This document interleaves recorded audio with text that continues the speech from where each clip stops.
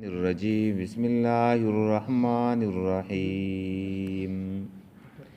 وإذا طلقتم النساء فبلغن أجلهن فلا تعزلوهن أن ينكحن أزواجهن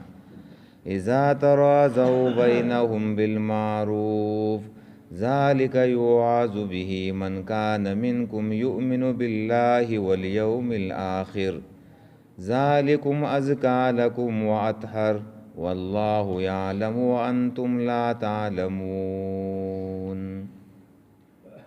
دا سورة البقرة ده او آیات نمبر ده 232. وإذا طلقتم النساء او کله چې تاسو طلاق ورکئ زنانو ته ښځو ته فبلغنا چې دا زنانه ورسیږي اجلهن هغه نیټو خپلو ته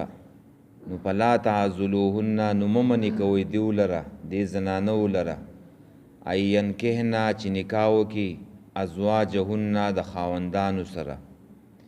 اذا تراضوا بینهم کله چې راضي په خپل منځ کې بالمعروف په شرعي طریقه باندې ذالک دا حکم یوعظو په دې سره واعظ کیږي به په دې سره نصیحت کیږي به په دې سره من هغه چاته کانا چې وي منکم ستاسو نه یؤمن بالله ایمان لري په الله باندې والیوم الاخر او په ورځ وروستنۍ باندې ذالکم ازکا لکم دا کار زیاتون کې دی ستاسو لره عزت یا پاکون کې دی تاسو لره و اطهرو او ډېر ښه پاکون کې دی تاسو لره چې دا ښځه او سړی نکاح وکړي والله یعلم الله پوهیږي وانتم لا تعلمون او تاسو نه پوهیږئ.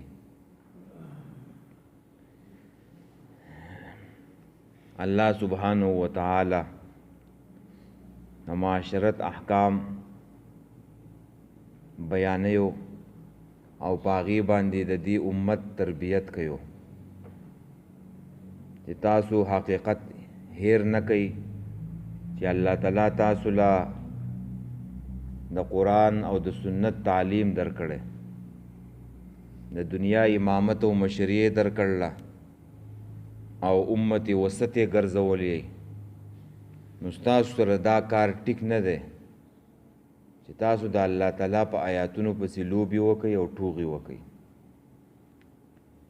دا به غوره امت علی چې دیو د الله په احکامو باندې صحیح عمل کوي. د آیات مقصد دا دی چې یو ښځه ده او هغې له چې دی نو چا طلاق ورکړه یو طلاق یې چې دی نو ورکو او دې سړي په دې عدت کې دننه دننه نزدېکت ونه کو چې عدت ختم شو نو نکاح مات شو طلاق باین چې دی نو واقع شو نو وس که بیا دواړه راضي چې بیا دوباره چې دی نو نکاح وکړي او دواړه چې دی نو تیارې دی ته نو د ښځې دې رشته دارانو ته ویو مشرانو ته چې دا د نکاح نه مه منې کوئ مه کوو چې نکاح وکړي دا د دوی دپاره د پاکۍ ذریعه ده. او دویم مطلب یې دا دی چې دا ښځه طلاقه شوه او اوس چې دی نو که په بل ځای کې د بل خاوند سره چې دی نو نکاح کول غواړي نو دې مخکیني خاوند له دا کار نه دی پکار چې داسې څه حالات جوړ کړي او داسې څه چل ور جوړ کړي چې د دې ښځې نکاح چې دی نو هغه ونه شي او خراب شي. نو دا کوشش به دا خاوند نه کوي چې دا ښځه ما طلاقه کړه نو اوس دا کوشش کوي چې دا ښځه بل څوک په نکاح باندې وانخلي. دا د آیات مقصد دی. او په دې آیات کې الله تعالی پر په یو رسم باندې چې د نورت کوي. د جاهلیت په زمانه کې هم دا رسم و او اوس هم په دې پښتنو کې چې دی نو دا رسم شته نو دا به لرې کول پکاري. رسم دا دی چې یو خاوند ښځه لره طلاق ورکړي او په عدت کې ورسره نزدېکت ونه کړي عدت ختم شو نو نکاح مات شو. نو خلق به اوس دا ښځه د بل نکاح نه منع کوي او په دې معاشره کې دا ښځه خلق د بل نکاح نه منع کوي و چې نکاح ونه کې په دغه کور کې به ایسته ناسته یو ټول ژوند یې هلته ایسته ختم شي برباد شي. دا د جاهلیت کې هم دا وه او په دې زمانه کې په دې معاشره کې هم دا شته چې یوه ښځه له چا طلاق ورکړه او بس د پلار په کور به ناسته ایسته به زړېږي بوډۍ به شي او ایسته به ژوند ختم شي یا به مزدوریانې کوي او کورونه به چې دی نو ساتي. او دویم رسم چې دی نو هغه دا دی چې د مخکني خاوند دا ښځه طلاق کړه یو طلاق یې ورکو یا دو طلاق یې ورکه په عدت کې ورسره نزدېکت ونه کو عدت تیر شو نکاح مات شو نو اوس دغه زوړ خاوند او دا ښځه که راځي چې دوباره نکاح وکړي نو دا به څوک نه منې کوي دا به څوک نه منې کوي او خلکو به دا منې کوله نو الله تعالی په دې باندې رد کوي چې دا کار نه دی پکار مه کوو چې نکاح وکړي چې د ګناه نه خو بچ شي که نه دا د دیو دپاره د پاکۍ ذریعه ده او ته منې کې یا به داسې خلک چې څه پیسو ته به اړېلي یا به چېرته خرڅی و چې څوک ډېرې پیسې راکړي بس هغه ځای کې به یې چې دی نو ورکومه او دغه شان دی کې چې دی نو هغه ځوړندی و نو الله تعالی دې مشرانو ته ویو دې خاوند ته هم ویو او د دې ښځې رشته دارانو ته هم ویو چې دا ښځه د بل نکاح نه چې دی نو مه منې کوئ نو دا رسم و نو الله تعالی په دې باندې رد کوي او شان نزول د دې آیات دا دی صحیح البخاری کی حدیث ده حدیث یو صحابی ده معقل ابن یسار رضی الله تعالی عنہ دی خپل خور په نکاح باندې ورکړله ابو الفتاح یو سړی واغیله نو سم موده چې دی نو د هغې سره وه کال 2 کاله 3 کاله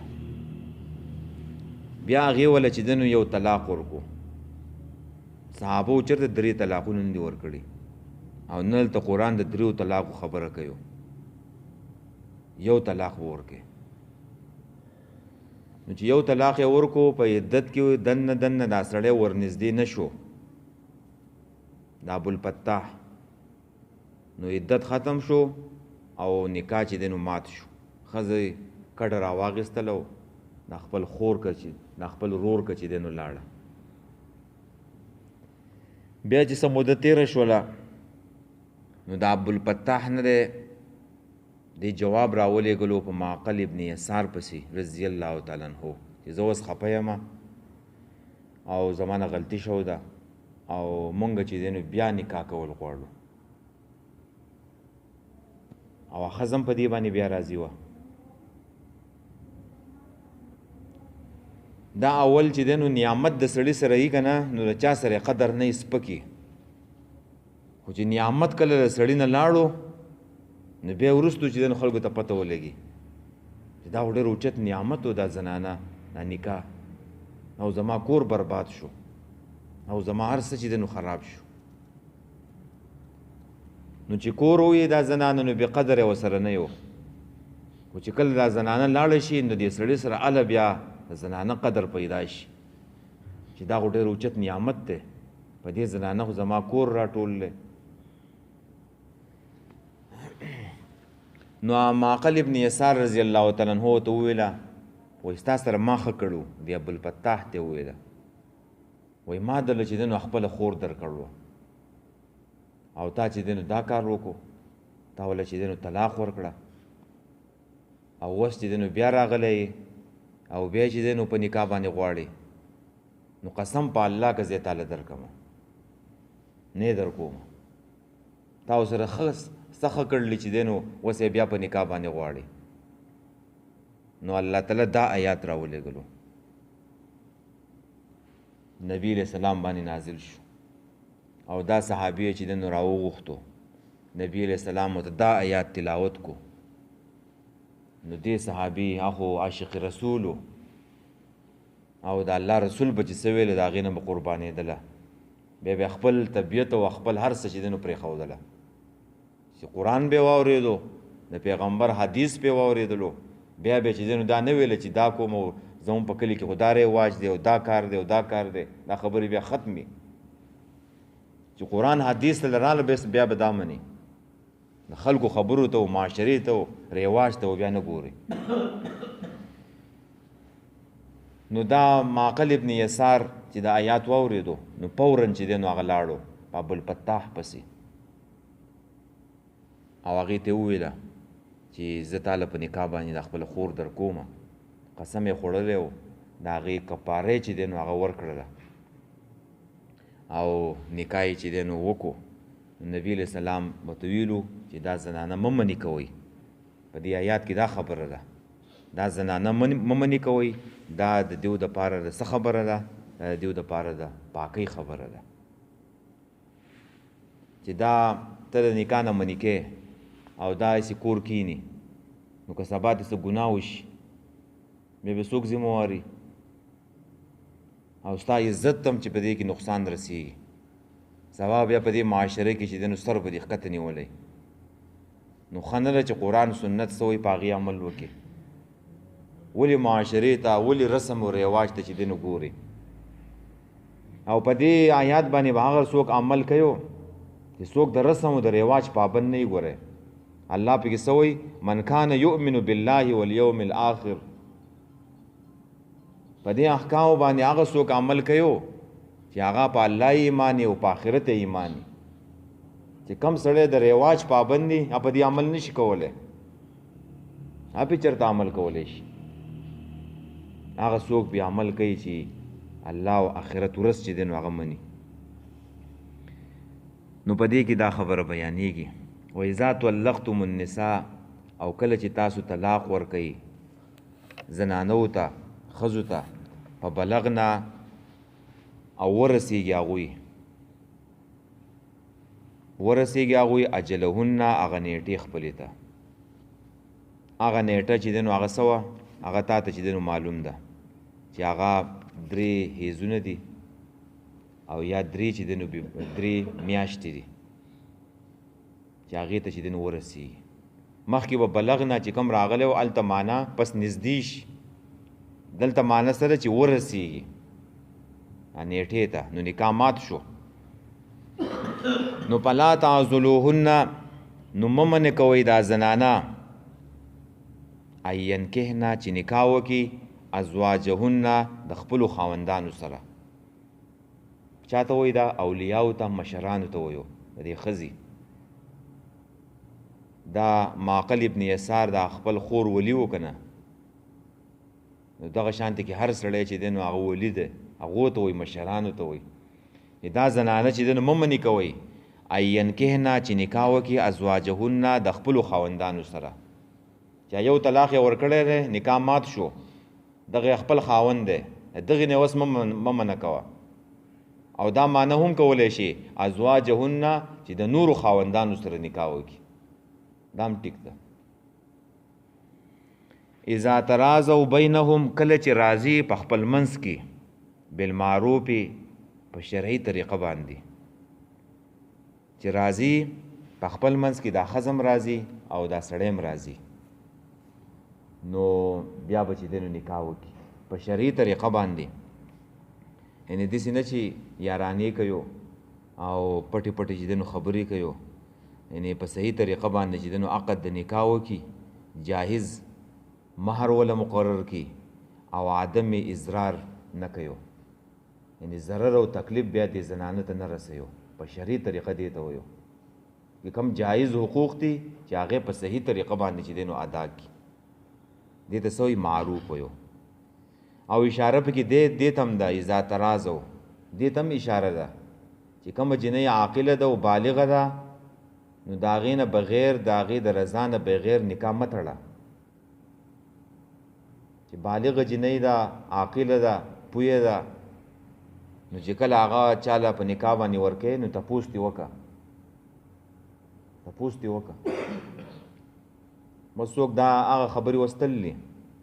چې چا به تپوس نه کوو اوس ښه هر څه تپوس پکار دی د هلک نه هم تپوس پکار دی او د جنۍ نه هم تپوس پکار دی سبا به کې چې دی نو بل بیا څه مسلې نه یو بیا به کې لانجې چې دی نو هغه نه یو چې په خپل منځ کې چې دی نو راضي ذالکه دا حکم دا اشاره ستې ده ذالک دا هغې فلا تعضلوهن دا هغې ته اشاره ده چې دا یوعظو نصیحت کېدی شي هغه اولیاء و مشرانو ته دا حکم هغه چاته دی چې دا ښځه د بل نکاح نه منې کوي دا حکم دا یوعظو دا نصیحت به په دې سره من کان هغه چاته دی منکم ستاسو نه یؤمن بالله والیوم الاخر چې ایمان لري په الله باندې او په ورځ وروستنۍ باندې دا حکم هغې چاته دی په دې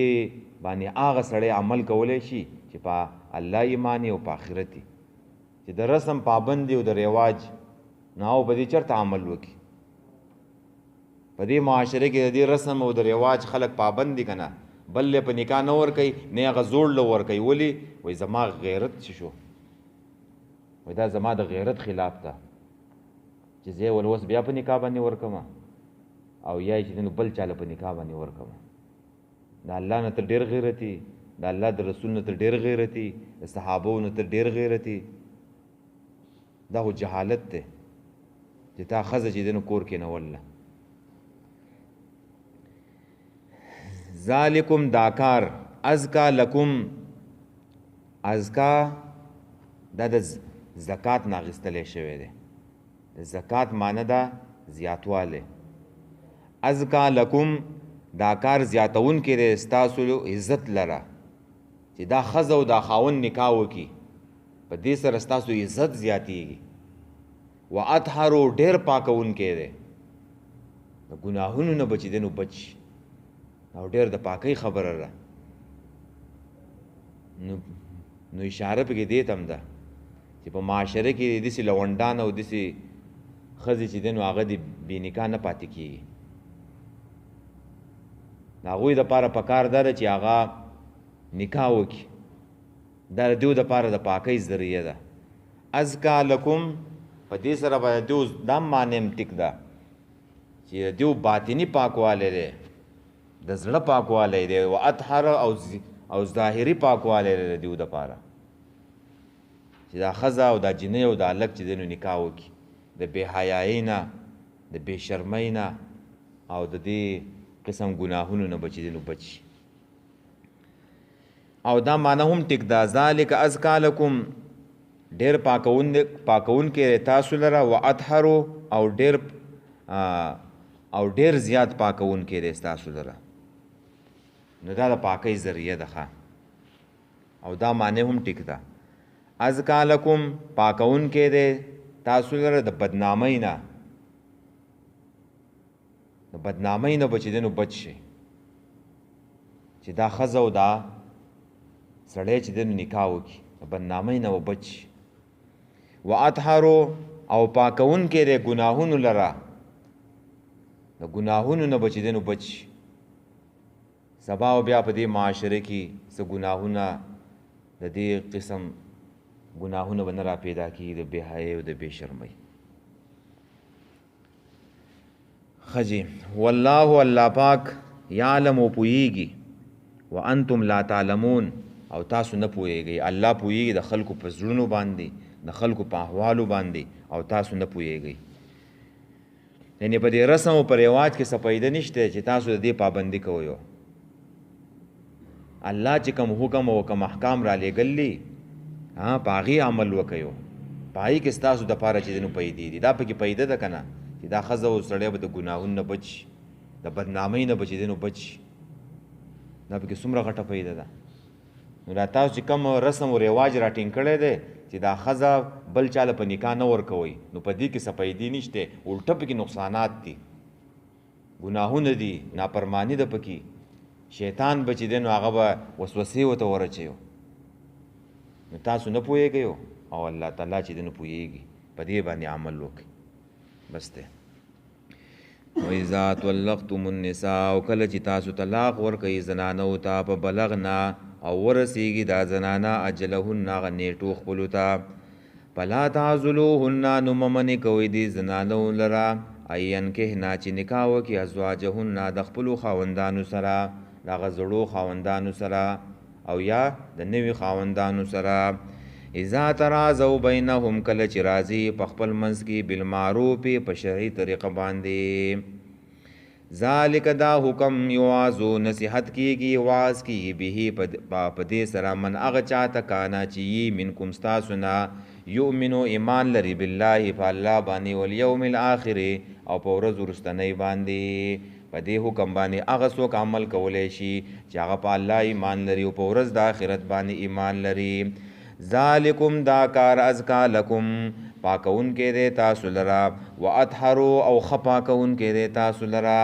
والله الله پاک یعلم پوهیږي د خلکو په زړونو باندې وانتم لا تعلمون او تاسو نه پوهیږئ چې څنګه پیدا وپسې کی وایو کس